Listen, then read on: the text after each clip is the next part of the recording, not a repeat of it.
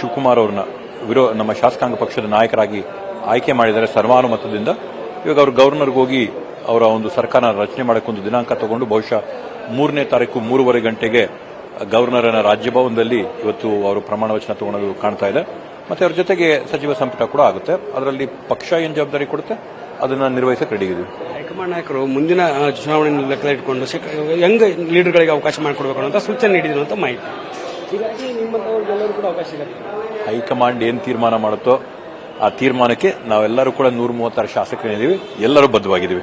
ಮುಂಬರುವಂತಹ ಚುನಾವಣೆಗಳ ದೃಷ್ಟಿಯಿಂದ ಡಿ.ಕೆ. ಶಿವಕುಮಾರ್ ಅವರ ನಾಯಕತ್ವ ನಿಮ್ಮಂತ ಯುವ ನಾಯಕರ ಒಂದು ಸಂಘಟನೆ ಬಹಳ ಮುಖ್ಯ ಆಗಿರೋದು. ಆದ್ರೆ ಸಂತೋಷ. ಇದಿಷ್ಟು ಶರತ್ ಬಚ್ಚೇಗೌಡ ಅವರ ಮಾತು. ಕ್ಯಾಮರಾ ಪರ್ಸನ್ ವಿನಯ್ ಜೊತೆ ದುರ್ಗೇಶ್ ನಾಯಕ, ಗ್ಯಾರಂಟಿ ನ್ಯೂಸ್, ಬೆಂಗಳೂರು.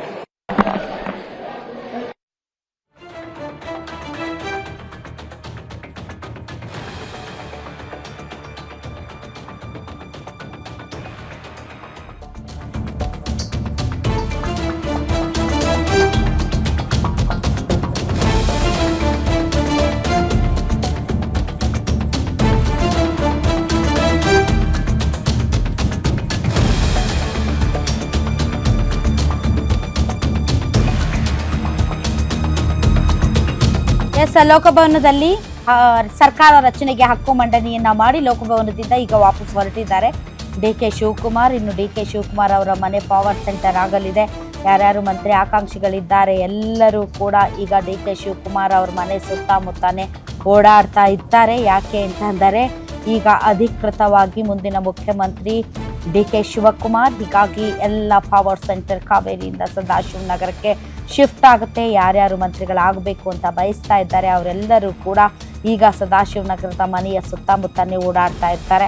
ಈ ಮಧ್ಯೆ ಸಿದ್ದರಾಮಯ್ಯನವರ ಜೊತೆ ಇದ್ದಂತಹ ಆಪ್ತ ಸಚಿವರುಗಳು ಅವರಿಗೆ ನ್ಯಾಯ ಒದಗಿಸಿಕೊಡುವಲ್ಲಿ ಸಿದ್ದರಾಮಯ್ಯನವರು ಎಷ್ಟರ ಮಟ್ಟಿಗೆ ಸಕ್ಸಸ್ಫುಲ್ ಆಗ್ತಾರೆ ಅನ್ನೋದು ಕೂಡ ತುಂಬ ಇಂಪಾರ್ಟೆಂಟ್. ಯಾಕೆ ಅಂತಂದರೆ ಈಗಾಗಲೇ ತಮ್ಮ ಜೊತೆ ಕ್ಯಾಬಿನೆಟ್ನಲ್ಲಿ ಇದ್ದಂತಹ ಹಲವಾರು ಸಚಿವರುಗಳಿಗೆ ಅವರು ಮತ್ತೆ ಸಚಿವ ಸಂಪುಟದಲ್ಲಿ ಸ್ಥಾನ ಕೊಡಿಸಬೇಕಾಗಿದೆ. ಆ ನಿಟ್ಟಿನಲ್ಲಿ ಅವರು ಕೂಡ ಶತಾಯಗತಾಯ ಪ್ರಯತ್ನ ಪಡ್ತಾರೆ. ಆ ಒಂದು ಪ್ರಯತ್ನದಲ್ಲಿ ಅವರು ಎಷ್ಟರ ಮಟ್ಟಿಗೆ ಸಕ್ಸಸ್ ಆಗ್ತಾರೆ ಅನ್ನೋದೇ ಈಗಿರುವಂತಹ ಅತಿ ದೊಡ್ಡ ಕುತೂಹಲ. ಬರ್ತಾ ಇರುವಂತಹ ಮೂಲಗಳ ಪ್ರಕಾರ ಈಗ ಏನು ಈ ಹಿಂದೆ ಸಚಿವರಾಗಿದ್ರೋ ಬಹುತೇಕರು ಅವರೇ ಮೊದಲಿಗೆ ಪ್ರಮಾಣ ವಚನ ಸ್ವೀಕರಿಸುವಂತಹ ಸಾಧ್ಯತೆ ಇದೆ. ಹೊಸಬರ ಹೆಸರುಗಳು ರೇರ್ ಆಗಿ ಕಾಣ್ತಾ ಇದೆ. ಇನ್ನು ಸಿದ್ದರಾಮಯ್ಯನವರ ಪಟ್ಟಿ ಅಂತಂದರೆ ಅದರಲ್ಲಿ ಬೈರತಿ ಸುರೇಶ್ ಅವರ ಹೆಸರಿದೆ. ಬಟ್ ನೋಡಬೇಕು ಕಾದು ಯಾರ್ಯಾರು ಪ್ರಮಾಣ ವಚನ ಸ್ವೀಕರಿಸ್ತಾರೆ ಅಂತ. ಈ ಮಧ್ಯೆ 2 ದೃಶ್ಯಗಳು, ಒಂದು ಲೋಕಭವನದಲ್ಲಿ ರಾಜ್ಯಪಾಲರಿಗೆ ಹಕ್ಕು ಮಂಡನೆಯ ಪತ್ರ ಕೊಡುವಂಥ ಸಂದರ್ಭದಲ್ಲಿ ಇದ್ದಂತಹ ಶಾಸಕರು ಎಲ್ಲರೂ, ಮತ್ತೊಂದು ಕಡೆ ಲೋಕಭವನದಲ್ಲಿ ಕೆಲಸವನ್ನು ಮುಗಿಸಿ ಹೊರಟಿರುವಂತಹ DK. Shivakumar. Power shift of power. ಈಗ ಎಲ್ಲವೂ ಡಿ.ಕೆ. ಶಿವಕುಮಾರ್ ಸುತ್ತಮುತ್ತಾನೆ.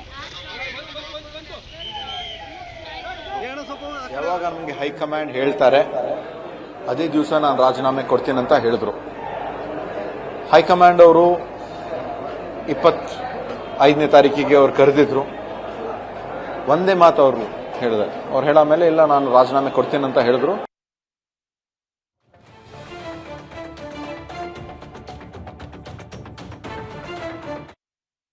ನಾನು ಮೊದಲೇ ಹೇಳಿದ್ದೆ ನಿಮಗೆ ನಿನ್ನೆ, ಎಲ್ರಿಗೂ ಕೂಡ ಶಾಸಕಾಂಗ ಪಕ್ಷದ ಸಭೆ ಸೇರ್ತಾರೆ. AICCಯಿಂದ ಅಬ್ಸರ್ವರ್ ಬರ್ತಾರೆ. ಅಬ್ಸರ್ವರ್ ಬಂದು ಅವರು ನೇರವಾಗಿ ನಮ್ಮ ಶಾಸಕರೆಲ್ಲರಿಗೂ ಕೂಡ ಅಭಿಪ್ರಾಯವನ್ನು ನೀವು ಒಂದೇ ಅಭಿಪ್ರಾಯವನ್ನು ಕೊಡ್ತೀರೋ, ಎಲ್ಲರೂ ಕೂಡ ಹೈಕಮಾಂಡ್ ಮೇಲೆ ಬಿಡ್ತೀರೋ ಅಥವಾ ಯಾವ ರೀತಿ ಮಾಡ್ತೀರಿ ಅಂತೇಳಿ ಒಂದು ಪ್ರಶ್ನೆ ಕೇಳ್ತಾರೆ. ಅದೇ ಪ್ರಕಾರ ಇವತ್ತು ಕೂಡ ಕೇಳಿ ಸನ್ಮಾನ್ಯ ಸಿದ್ದರಾಮಯ್ಯನವ್ರಿಗೆ ಹೇಳ್ತಾರೆ ನೀವು ಎಲ್ಲರ ಅಭಿಪ್ರಾಯ ತಗೊಳ್ರಿ ಅಂತೇಳಿ. ಸಿದ್ದರಾಮಯ್ಯನವರು ಎಲ್ಲ ಅಭಿಪ್ರಾಯ ಕೇಳ್ತಾರೆ. ಎಲ್ಲರೂ ಕೂಡ ಆನ್ಲೈನ್ ರೆಸಲ್ಯೂಷನ್ ಮಾಡಿ ಹೈಕಮಾಂಡ್ ಮೇಲೆ ಶಾಸಕರ CLP ನಾಯಕನ ಆಯ್ಕೆ ಬಿಡಲಾಯ್ತು ಅಂತ ಹೇಳ್ತಾರೆ. ಎಲ್ಲರೂ ಕೈ ಎತ್ತಂತಾರೆ. ಕೈ ಎತ್ತಿದ್ದೀವಿ. ಅದನ್ನು ತೆಗೆದುಕೊಂಡು CM ಚೇಂಬರ್ಗೆ ಹೋಗಿ ಮಾತನಾಡಿ, ಹೈಕಮಾಂಡ್ ಜೊತೆ ಮಾತನಾಡಿ ಇಲ್ಲಿ ಬಂದು CLP ನಾಯಕನ ಹೆಸರನ್ನು ಸನ್ಮಾನ್ಯ ಮಾಜಿ ಮುಖ್ಯಮಂತ್ರಿಗಳಾದ CLP ನಾಯಕರಾದ ಸಿದ್ದರಾಮಯ್ಯವರು ಘೋಷಣೆ ಮಾಡ್ತಾರೆ.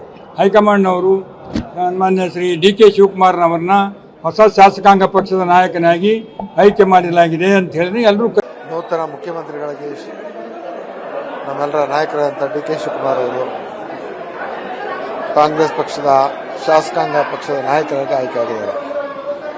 ಇವತ್ತು ಗವರ್ನರ್ ಹತ್ರ ಹೋಗಿ ಮುಖ್ಯಮಂತ್ರಿಯಾಗಿ ಪ್ರಮಾಣ ವಚನ ಸ್ವೀಕರಿಸಲಿಕ್ಕೆ ಅವ್ರ ಬೇಡಿಕೆಯನ್ನು ಇಡ್ತಾ ಇದ್ದಾರೆ. ಬುಧವಾರ ಪ್ರಮಾಣ ವಚನ ಸ್ವೀಕರಿಸ್ತೇನೆ. ನೀವು ಕೂಡ ಸಚಿವಾಕಾಂಕ್ಷಿ ಇದ್ದೀರಿ, ಸಿಗೋ ವಿಶ್ವಾಸ ಇದೆ ಸಚಿವ ಸ್ಥಾನ? ಹೈಕಮಾಂಡ್ ನಿರ್ಧಾರಕ್ಕೆ ನಾನು ಬದ್ಧ. ಹೈಕಮಾಂಡ್ ಮತ್ತು ನಮ್ಮೆಲ್ಲ ನಾಯಕರು ಕಾಂಗ್ರೆಸ್ಗಳೆಲ್ಲ ಒಗ್ಗಟ್ಟಾಗಿದ್ದೀವಿ. ಹೈಕಮಾಂಡ್ ತೀರ್ಮಾನವೇ ನಮ್ಮೆಲ್ಲರ. ನೂತನ ಡಿ.ಕೆ. ಶಿವಕುಮಾರ್ ಅವರ ಕ್ಯಾಬಿನೆಟ್ ನಲ್ಲಿ ಯಂಗ್ ಲೀಡರ್ಗಳಿಗೆ ಅವಕಾಶ ಕೊಡಲಾಗುತ್ತೆ ಅನ್ನೋದು ಮಾತಿದೆ. ನಿಮಗೆ ಎಷ್ಟು ವಿಶ್ವಾಸ ಇದೆ? ಸಹಜವಾಗಿ ನಮ್ಮ ಪಕ್ಷ ಸದಾಕಾಲ ಹೊಸತನ ಮತ್ತು ಎಲ್ಲ ವರ್ಗದ ಜನರ ಪ್ರೀತಿಯನ್ನು ಗಳಿಸ್ತಕ್ಕಂಥ ಆಡಳಿತ ನೀಡೋದಕ್ಕೆ ಬದ್ಧತೆ ಇದೆ. ಅದರಂತೆ ನಾವು ಕೂಡ ಆಶಾಭಾವದಿಂದ ಇದ್ದೇವೆ.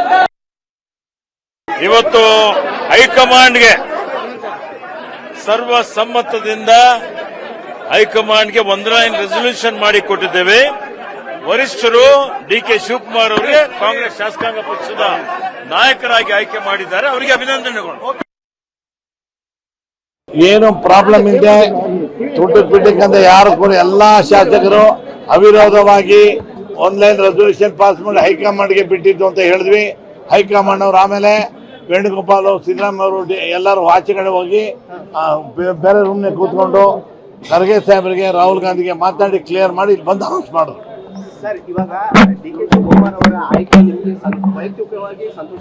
ಬಹಳ ಸಂತೋಷ ತಂದು ಎಲ್ಲರಿಗೂ ಸಂತೋಷ ತಂದಿದೆ. ನನಗೊಬ್ಬರಿಗೆಲ್ಲ 135 ಶಾಸಕರಿಗೂ ಬಹಳ ಖುಷಿಯಾಗಿದೆ. ಆಗ್ಬೇಕು ಅಂತ ಬಹಳ ಆಸೆ ಇಟ್ಕೊಂಡಿದ್ದೀನಿ. ನೋಡ್ಬೇಕು ನಮ್ಮ ಮನೆ ಬಾರ. ಹೈಕಮಾಂಡ್ ನಾಯಕರು ಯಾರನ್ನೂ ಭೇಟಿ ಮಾಡಿಲ್ಲಪ್ಪ. ಸಿದ್ದರಾಮಯ್ಯ ಅವ್ರಿಗೆ ಡಿ.ಕೆ. ಅವ್ರು ಮೀಟ್ ಮಾಡಿದೀನಿ ಅಷ್ಟೇ. ಮಂತ್ರಿ ಮಾಡೋದು ಬಿಡೋದು ಅವ್ರಿಗೆ ಸಂಬಂಧಪಟ್ಟಿದ್ದು.